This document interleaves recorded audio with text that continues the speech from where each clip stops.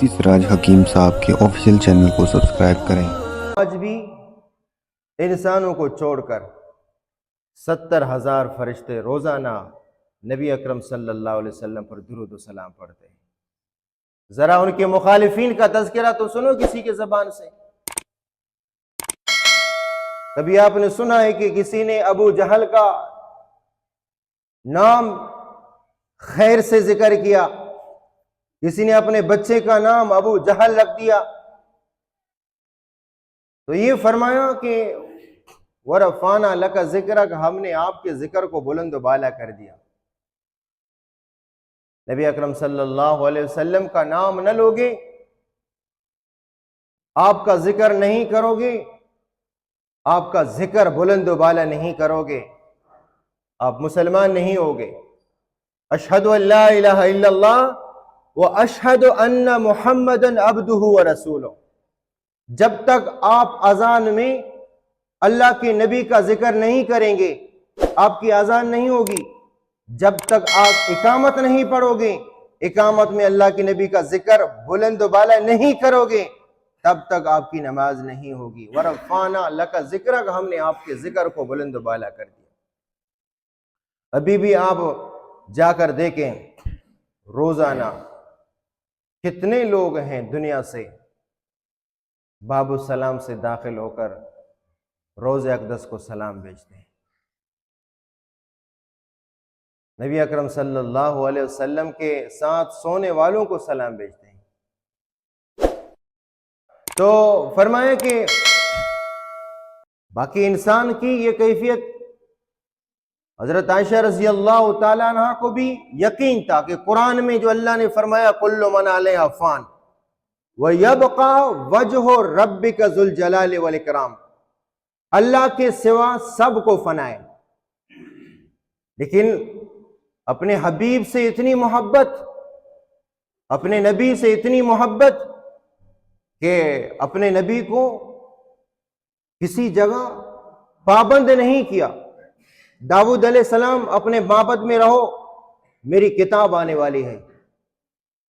حضرت موسیٰ علیہ السلام کوئی طور پہ آ جاؤ تمہیں وہاں کتاب ملے گی، چلا کاٹو وہاں کتاب ملے گی۔ عیسیٰ علیہ السلام اپنے عبادت گاہ میں چلے جاؤ وہاں پہ آپ کو کتاب ملے گی، لیکن ہمارے نبی کو کسی چیز کا پابند نہیں بنایا، ہمارے نبی کو کسی چیز کا پابند نہیں بنایا۔ آپ احد میں جبریل قرآن لے کر احد میں، آپ بدر میں جبریل قرآن لے کر بدر میں، آپ اونٹنی پہ سوار ہیں جبریل قرآن لے کر اونٹنے پہ پہنچ گئے، آپ اماں عائشہ کے گھر میں جبریل قرآن لے کر اماں عائشہ کے گھر میں، آپ بی بی عائشہ کے قدم مبارک پہ پیر مبارک پہ آرام فرما رہے ہیں تو قرآن کو جبریل امین لے کر وہاں پہنچ جاتے ہیں۔ تو وَرَفَعْنَا لَكَ ذِكْرَكَ، اللہ کے نبی کو کسی چیز کا قید نہیں بنایا، کہیں پہ قید نہیں بنایا کہ آپ وہاں جاؤ گے تو تمہیں کتاب ملے گی۔ اتنا بڑا مقام تو بی بی عائشہ رضی اللہ تعالیٰ عنہ کے ذہن میں ہو سکتا ہے یہ خیال آیا ہو، خیال کا آنا کوئی جرم نہیں، خیال آیا ہو دنیا سارا فوت ہو جائے، لیکن اللہ اپنے حبیب کو وصال نہیں دیتے ہیں، موت نہیں دیتے ہیں۔ جب بی بی عائشہ رضی اللہ تعالیٰ عنہ فرماتی ہیں اللہ کے نبی کا وصال ہوا، اب مجھے یقین ہوا کہ اب دنیا میں کوئی نہیں بچے گا۔ تبھی تو جذبہ میں آ کر عمر خطاب رضی اللہ تعالیٰ عنہ کہنے لگے کہ جو بھی یہ کہے کہ اللہ کے نبی کا وصال ہوا ہے، آپ صلی اللہ علیہ وسلم فوت ہو چکے ہیں، یہ جملہ کسی کے زبان سے نکلے اس کی گردن اڑا دو۔ یہ کس نے کہا؟ یہ حضرت عمر خطاب نے کہا۔ خلیفہ ثانی امیر المومنین عمر خطاب رضی اللہ تعالیٰ عنہ جذبات میں آ گئے۔ جذبات کیوں نہ ہو؟ حضرت انس رضی اللہ تعالیٰ عنہ فرماتی ہیں کہ آپ صلی اللہ علیہ وسلم مکہ سے ہجرت کر کے مدینہ تشریف لائے، اس دن سے بڑھ کر کوئی روشن دن ہم نے دیکھا نہیں، اور جس دن اللہ کے نبی کا وصال ہوا اس دن ہم نے کوئی تاریک دن کوئی دیکھا بھی نہیں۔ اس سے بڑھ کر کوئی تاریخ دن ہم نے دیکھا نہیں۔ تو صحابہ عمر خطاب رضی اللہ تعالیٰ عنہ باہمت لوگوں میں سے تھے، لیکن کہنے لگے کوئی اگر یہ کہے کہ اللہ کے نبی کا وصال ہوا ہے، تلوار میری ہوگی، اس کی گردن ہوگی۔ اللہ کے نبی کا وصال نہیں ہوا ہے۔ آپ صلی اللہ علیہ وسلم اپنے رب کے پاس چلے گئے، واپس آئیں گے جیسے حضرت موسیٰ علیہ السلام کوئی طور چلے تھے۔ جیسے حضرت موسیٰ علیہ السلام کوئی طور چلے، واپس آئے کہ نہیں ہے؟ 40 دن کے بعد واپس آئے۔ آپ صلی اللہ علیہ وسلم اپنے رب سے ملاقات کے لیے تشریف لے گئے، جیسے معراج کی رات تشریف لے گئے، اللہ کے نبی آئیں گے۔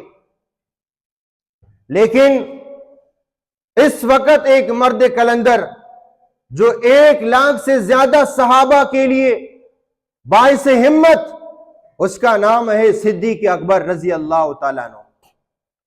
صدیق اکبر نے تمام صحابہ کو جمع کیا، جمع کرنے کے بعد ایک خطبہ پڑھا۔ صدیق اکبر کہنے لگے لوگوں یاد رکھو، من کان یعبد محمدا فإن محمدا قد مات ومن کان یعبد اللہ فإن اللہ حی لا یموت۔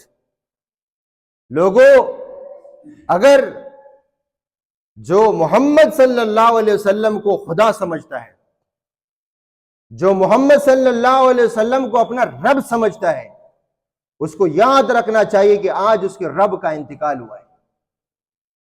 جو محمد صلی اللہ علیہ وسلم کو اپنا رب سمجھتا ہے، من کان یعبد محمدا فإن محمدا قد مات۔